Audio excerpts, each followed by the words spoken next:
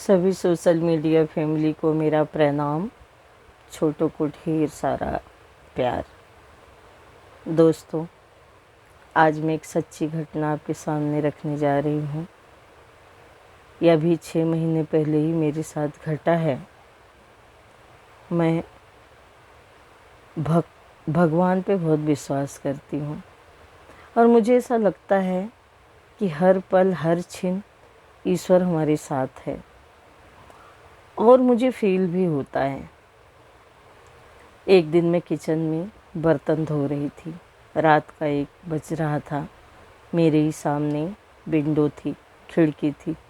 उसके नीचे बहुत सारी लाइटें, क्योंकि हमारी बिल्डिंग के सामने चौल हैं, तो मुझे बहुत अच्छा लगता है वो नज़ारा देखना। और मैं नज़ारे देख रही थी, बर्तन भी धो रही थी और कुछ गुनगुना रही थी। इतने में मेरे सामने एक काली परछाई खड़ी हुई, मेरी खिड़की से थोड़ा 5-7 फुट दूर बाहर। और परछाई अचानक से आई ऊपर से और खड़ी हो गई। ऊपर से मतलब तिरछा। मैंने ध्यान दिया तो मुझे ऐसा डर तो लगा नहीं, मुझे लगा किसी ने काला नकाब पहना है और ऐसे ही खड़ा है।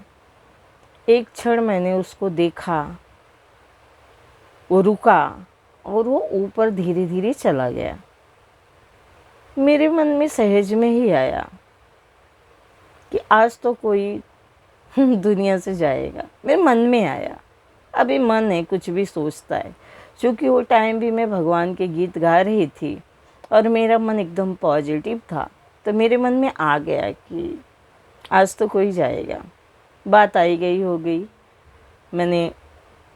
क्योंकि मैं बहुत सारा ऐसे नेगेटिव चीज़ों से मेरा सामना हुआ है, तो मुझे डर नहीं लगता है।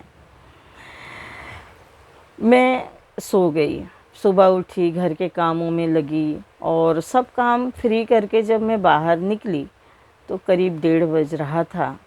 पूरी बिल्डिंग में भीड़, लोगों का आना जाना लगा हुआ था। तो मैंने बोला, क्या हुआ, इतने सारे लोग आ जा क्यों रहे हैं? तो मेरी पड़ोसन ने कहा, तुम्हें पता नहीं, वो ऊपर वाले मामा जी थे ना, वो ऑफ हो गए, उन्होंने शरीर छोड़ दिया। मैं शॉक रह गई। मैं बोली, अभी तो कल शाम को ही वो जा रहे थे मार्केट से तो मुझसे बात किया।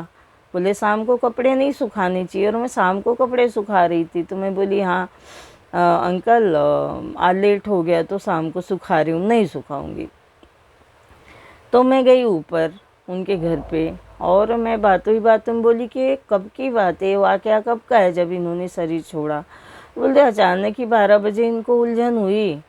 हम लोग पानी पिलाए खिलाए कि गैस बनी होगी, कुछ हुआ होगा, और इनको उलझन हुई। फिर सीने में दर्द हुआ, फिर पसीना हुआ। चूँकि उनकी बहन नर्स थी तो वो सब ट्रीटमेंट कर रही थी, और अचानक से 1 और 1:30 के बीच में इनकी सांसें रुक गई। तो मुझे वो पल याद आया कि 1 बजे रात को सेम 1:02 पे भी मुझे वो परछाई दिखी थी। यानी कहानियों में नहीं लिखा कि यमदूत आते हैं, आते हैं यमदूत। क्योंकि रात को तो मैंने ऐसे ही उस बात को सहज में ही ले लिया था, लेकिन जब उन्होंने टाइम बताया कि 1 से 1:30 के बीच में, 1:30 बजे के करीब इन्होंने शरीर छोड़ा, तो मुझे वो अपनी रात की घटना याद आ गई कि 1 बजे ही तो मुझे वो यमदूत दिखे थे। और मुझे बहुत पॉजिटिव फील हुआ था, डर नहीं लगा था, ऐसे लगा कोई दिव्य आत्मा है। और ये जो मामा जी थे भी बहुत पावन थे, बहुत प्यारे थे, सबकी सेवाएं करना, इंसानियत बहुत थी इनके अंदर। तो कभी भी डरना नहीं चाहिए। और हमेशा ना, जो हमारे हृदय में शक्तिमान बैठा है ना, हम कभी अपनी सांसों को फील करें तो हमें पता चलेगा कि यहाँ बैठ के कोई है जो मेरी सांसों को मेंटेन कर रहा है, मेरी आँख की पलकों को मेंटेन कर रहा है। बाकी चीज़ तो नहीं दिखती, लेकिन कुछ चीज़ें ऐसी हैं जो हम फील कर सकते हैं कि भगवान ऊपर आसमान में नहीं बैठा है, भगवान हमारे अंग संग बैठा है। ऐसी ही एक घटना मेरे साथ और हुई।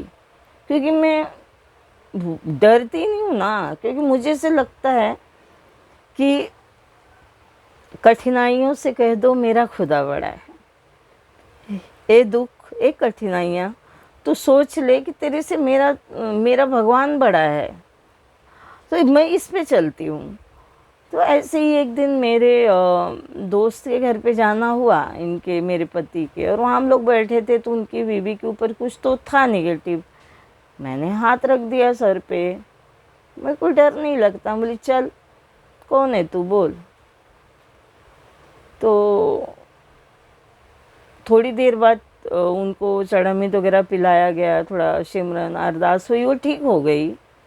अब दूसरे दिन मैं किसी काम से मार्केट में गई, तो एक दो अचानक से मैं कुछ खरीद रही हूँ, मेरे बगल में एक औरत आई और घिसटती हुई मेरी बगल, कहीं दिख नहीं, आगे नहीं पीछे नहीं, प्रकट हुई और मुझे बोलती है कि तू बोलती है भाग जा भाग जा, मैं कहाँ भाग जाऊँ।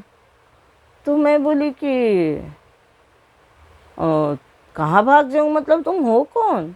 तो बोलती कल ही तो तुम बोल रही थी कि भाग जाओ, इसको छोड़ के भाग जाओ, तो तुम बताओ मैं कहाँ भाग जाऊँ। तो मैं बोली जहाँ से आई वहाँ भाग जा। मुझे तो ऐसे अपाहिज या कोई ऐसा दुखी दिखे तो मुझे दया आती है, वहाँ मुझे गुस्सा आ गया, और मुझे भी नहीं पता मुझे गुस्सा क्यों आ गया। तो मैंने उसको डांटा, मैं बोली पागल है क्या, मैं कहाँ तुझे बोलूँ कि चली जा, जहाँ से आई है वहाँ चली जा। वो मेरी तरफ देखने लगी और मैं उस दुकान से दूसरी दुकान पे चली गई। फिर मैंने पीछे मुड़ के देखा तो वहाँ कोई था ही नहीं। पल भर में मैं इस वहाँ से स्थान बदला और वो गायब। तो थोड़ी देर बाद मैं दुकान वाले के पास आके बोली औरत कौन थी जो अभी यहाँ खड़ी थी। बोलते भाभी कौन औरत। मैं बोली जो आके मुझे बोल रही थी कि मैं कहाँ जाऊँ। बोलते नहीं कोई नहीं था, मैं भी सोच रहा था कि आप किसको बोल रहे हो कि भाग जाओ। तो मैं बोली ये मेरा भ्रम थोड़ी हो सकता है। अरे वो जीती जागती औरत थी, मेरे को कान में आवाज़ आ रही थी कि तुम कल बोल रही थी कि भाग जा, तो मैं कहाँ जाऊँ। और आप बोलते भाभी आपको कोई भ्रम हुआ है, कोई नहीं था यहाँ। आपको जब आप बोल रहे तो मैं खुद हैरान था भाभी किसको बोल रही है। तो मैं घर पे आई और मैं ध्यान में बैठी, ये क्या था ये।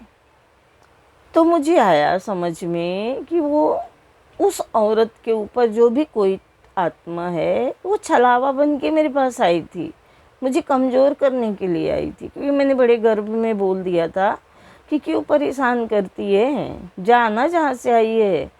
अच्छी खासी बहन का शरीर खराब कर रही है, इसके शरीर में घुस के जहाँ आई है, जहाँ से आई वहीं जा, अपने स्थान पे निवास कर, परिवार को खुश रहने दे। तो छलावे के रूप में नारी का रूप रख के वो भाजी मार्केट में मेरे पास पहुंच गई और वहाँ मुझसे बोल रही है कि कहाँ जाऊँ। तो मेरे पास है क्या, मेरे पास भगवान है, मेरे पास ईश्वर है, इसकी शक्तियाँ हैं। तो मैंने प्रार्थना की उस बहन के लिए कि भगवान उस बहन से का जी छुड़ाओ, उस बहन को आप इस सब से मुक्त करो।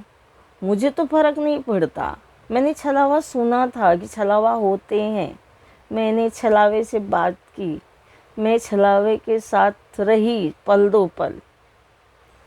जब पॉजिटिव हमारा भगवान है तो निगेटिविटी भी हमारे साथ वैसे ही रहती है, बस हम उस पल कमज़ोर ना हो। अगर हम उस पल कमज़ोर हो गए तो फिर वो हम पे हावी होने लगता है। सेम यही चीज़ हमारी ज़िंदगी में भी है। जो मुझे मालिक ने दिया है, ईश्वर ने दिया है, उसका थैंक यू बोलने का। आज मैं आपके सामने बैठी हूँ, हाथ पैर से दुरुस्त, आँख कान से दुरुस्त, खुश हूँ, इसका शुक्राना करूँ ना।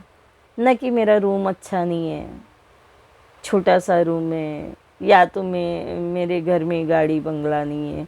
अरे यार इतना सुंदर शरीर दिया मालिक ने, इतनी सुंदर जुबान दी, इतना सुंदर हृदय दिया, इतने सुंदर लोग दिए हमारे जीवन में। मैं सबके लिए अच्छा सोचूं, सबके लिए प्रार्थना करूं। कितने दुखी हैं लोग, और मैं तो इतनी सुखी हूँ कि मुझे आपने भरपेट खाना दे रहे हो, पानी दे रहे हो, रहने के लिए छत दिया है, सुकून के 2 पल दिए हैं। इस चक्कर में ना रह के मेरी ये नहीं है, मेरी वो नहीं है, मेरा ये मेरा वो, ज़िंदगी दिन प्रतिदिन हमारी कम होती जा रही है, हमारी उम्र कम होती जा रही है।